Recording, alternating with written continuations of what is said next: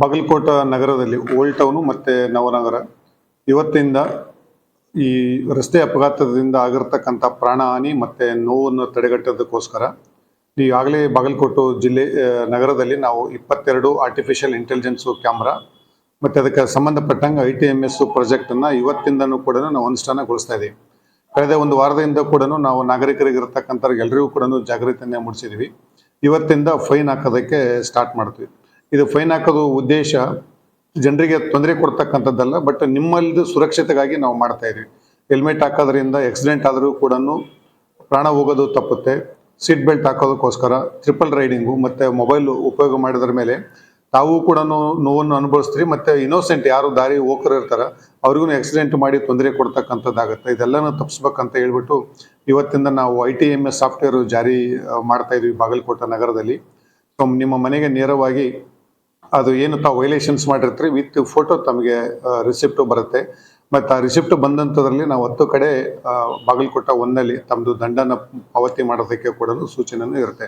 ದಯವಿಟ್ಟಾಗಿ police ಜೊತೆ ಸಹಕರಿಸಿ ಜನರಿಗೆ ಆಗ್ತಕ್ಕಂಥದ್ದು ಏನು ಪ್ರಾಣಹಾನಿ ಮತ್ತು ನೋವು ಇರುತ್ತೋ ಅದನ್ನು ಕೈ ತಡೆಗಟ್ಟೋದ್ರಲ್ಲಿ ತಾವು ಕೂಡ ಕೈ ಜೋಡಿಸ್ಬೇಕಂತ ಬಾಗಲಕೋಟೆ ನಗರದಲ್ಲಿ ಇರ್ತಕ್ಕಂಥ ಎಲ್ರಿಗೂ ನಾನು ಮನವಿ ಮಾಡ್ತೀವಿ. ಮುಂದಿನ ದಿನದಲ್ಲಿ ಇದನ್ನೆಲ್ಲ ಜಿಲ್ಲೆಯಾದ್ಯಂತ ನೆಕ್ಸ್ಟ್ 1 ಮಂತಲ್ಲಿ ಜಿಲ್ಲೆಯಾದ್ಯಂತ ಇದನ್ನೆಲ್ಲದನ್ನು ಕೂಡ ಜಾರಿ ಮಾಡೋದಕ್ಕೆ ನಾವು ಸಿದ್ಧತೆಯನ್ನು ಮಾಡ್ಕೊಳ್ತೇವೆ. ಸರ್, ಡಾಕ್ಯುಮೆಂಟ್ಸ್ ವೆರಿಫಿಕೇಶನ್ ಏನು ಮಾಡ್ತಿರ್ತಾರೆ ಪೊಲೀಸರು, ಅದು ಇಲ್ಲೊಂದು ಕಡೆ ಅಡ್ಡಿ ಆಗತ್ತಾ? ಈಗ ಹೆಲ್ಮೆಟ್ ಇರೋದ್ರಿಂದ ಎಲ್ಲ ಪಾಸ್ ಆಗುತ್ತೆ. ಈಗ ನಾವು ಅದನ್ನು ಕಡಿಮೆ ಮಾಡ್ತಕ್ಕಂಥದ್ದು ಇದೆ ನಮ್ಮದು ಉದ್ದೇಶ. ನಾವು ಆರ್ಟಿಫಿಷಿಯಲ್ ಇಂಟೆಲಿಜೆನ್ಸ್ ಕ್ಯಾಮ್ರಾ ಮೂಲಕ ಮಾಡ್ತಾ ಇರೋದ್ರಿಂದ ಸೊ ಡಾಕ್ಯುಮೆಂಟ್ ವೆರಿಫಿಕೇಷನನ್ನು ಓನ್ಲಿ ಸಸ್ಪೆಕ್ಟು ಬಂದರೆ ಮಾತ್ರ ಚೆಕ್ ಮಾಡ್ತಕ್ಕಂಥದ್ದು ಮಾಡ್ತೀವಿ. ಅನವಶ್ಯಕವಾಗಿ ಗಾಡಿನ ತಡೆ ಹಿಡಿದು ತೊಂದರೆ ಕೊಡ್ತಕ್ಕಂಥದ್ದು ಖಂಡಿತವಾಗಿ ಸ್ಟಾಪ್ ಮಾಡ್ತೀವಿ.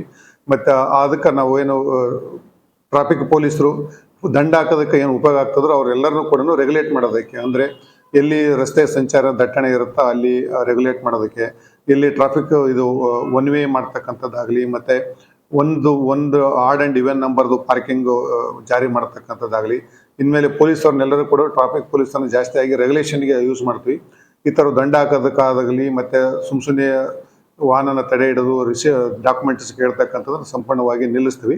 ಎಲ್ಲಿ ನಮಗೆ ಅನುಮಾನ ಬರ್ತಾ ಸಸ್ಪೆಕ್ಟ್ ಬರ್ತಾ ಅಂಥ ವಾಹನಗಳನ್ನು ಮಾತ್ರ ಹಿಡಿದು ಚೆಕ್ ಮಾಡ್ತಕ್ಕಂಥದ್ದು ಮಾಡುತ್ತೆ. ಭಾಳ ರೇರ್ ಆಗಿ ಅದನ್ನು ಕೂಡ ಈಗ ನಾವೇ ಗಾಡಿ ಹಿಡಿದು ಚಾವಿ ಕಿತ್ಕೊಳೋದಾಗಲಿ ಮಾಡತಕ್ಕಂಥದ್ದನ್ನು ಖಂಡಿತವಾಗಿ ಮುಂದೆ ಬರುವುದಂತಕ್ಕಂಥದ್ದಲ್ಲಿ ಒಂದು ವಾರದಲ್ಲಿ ಕಡಿಮೆ ಮಾಡ್ತೀವಿ. ಸರ್, ಈಗ ಬೇರೆ ಬೇರೆ ಜಿಲ್ಲೆಯಿಂದ ಬೇರೆ ರಾಜ್ಯಗಳಿಂದ ಒಂದು ವೆಹಿಕಲ್ಗಳಲ್ಲಿ ಓಡಾಡ್ತಿರ್ಬೋದು, ನಂಬರ್ ಪ್ಲೇಟ್ ಇಲ್ಲದೆ ಇರುವಂತಹ ವಾಹನಗಳಿದೆ. ಈಗ ಹೆಲ್ಮೆಟ್ ಹಾಕ್ಕೊಂಡು ಹಾಗೆ ಪಾಸ್ ಆಗಿ ಹೋಗ್ಬಿಡ್ತಾರೆ ಸರ್. ಈಗ ನೀವು ಹೇಳಿದಂಗೆ ನಾವು ಡಾಕ್ಯುಮೆಂಟ್ಸ್ ಚೆಕ್ ಮಾಡೋದನ್ನ ಕಡಿಮೆ ಮಾಡ್ತೀವಿ ಅಂತ ಹೇಳಿದ್ವಿ, ಅಂಥವುಗಳಿಗೆ ಕಡಿವಾಣ ಆಗೋದಿಲ್ಲ ಅನ್ನೋದು ಇಷ್ಟು ಮಾತು. ಈಗ ನಾವು ನೋಡಿದಂಗೆ ವಾಹನಕ್ಕೆ ನಂಬರ್ ಪ್ಲೇಟ್ ಇರದೇ ಇರತಕ್ಕಂಥದ್ದು ಕಡಿಮೆ ಸಂಖ್ಯೆಯಲ್ಲಿದೆ. ತಾವು ಆ ಥರ ಹೇಳಿದ್ರು ಯಾವುದಾದ್ರೂ ವಾಹನ ಸಂಖ್ಯೆ ಇಲ್ಲ ಅಂತಂದ್ರೆ ಇಮಿಡಿಯೇಟ್ಲಿ ಆಗಿ ನಮ್ಮದು ಪೊಲೀಸ್ ಇರ್ತಾರೆ ವೈರ್ಲೆಸ್ ಮೂಲಕ ತಡೆ ಹಿಡಿಯೋದಕ್ಕೆ ಅವತ್ತೇ ತಡೆ ಹಿಡತಕ್ಕಂತ ಹೇಳ್ತೀವಿ. ಅವರಿಗೆ ಒಂದು ನಮ್ಮರ ಬಾಗಲಕೋಟವ್ರು ಇದ್ರು ಅಂತಂತಂದರೆ ಅವರಿಗೆ ಡಾಕ್ಯುಮೆಂಟ್ ನೋಡಿಬಿಟ್ಟು ಬೇಗ ಬರ್ಸೋದಕ್ಕೆ ಒಂದ್ಸಲ ಸೂಚನೆ ಕೊಡ್ತೀವಿ. ಹೊರ ರಾಜ್ಯದವರು ಇದ್ರು ಅಥವಾ ಹೊರ ಜಿಲ್ಲೆದವರು ಇತ್ತಂದ್ರೆ ಗಾಡಿ ಡಿಟೈನ್ ಮಾಡ್ತೀವಿ.